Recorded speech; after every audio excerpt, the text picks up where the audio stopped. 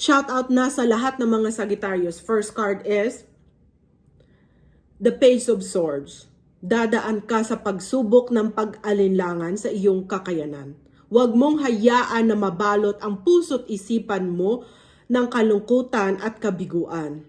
Kailangan mong alisin ito sa puso't isipan mo. Bigyan mo ang sarili mo ng peace of mind. May kakayanan ka na kahit anuman ang iyong gugustuhin ay makukuha mo.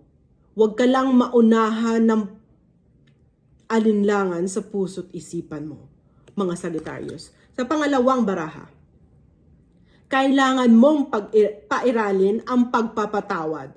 Pagpapatawad sa mga taong nagkasala sa iyo at nakasakit ng iyong damdamin. Bigyan mo ang puso't isipan mo ng peace of mind. Kaya sinasabi dito, kailangan mo nang alisin ang kalungkutan sa puso't isipan mo, lahat ng mga hindi magandang nangyari sa iyong buhay, mga Sagittarius.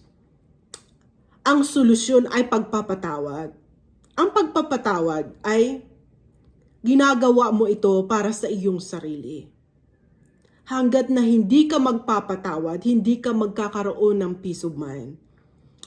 At ito ang magiging dahilan para mag-alinlangan ka sa iyong kakayanan sa iyong buhay. Kung may pag-aalinlangan ka, mahihirapan kang matupad ang mga pinapangarap mo sa iyong buhay. Kaya bigyan mo ng peace of mind ang puso't isipan mo. Pagpapatawad sa mga taong nagkasala at nakasakit ng iyong damdamin, mga Sagittarius. Sa panghuling baraha, Knight of Pentacles. Itong taong nakasakay sa itim na kabayo, sumisimbolo na may dalang hindi magandang intensyon sa iyo. Mag-ingat ka sa taong ito. Mag-ingat ka sa mga taong iyong pagkakatiwalaan. Marami ang taong hindi totoo sa iyo.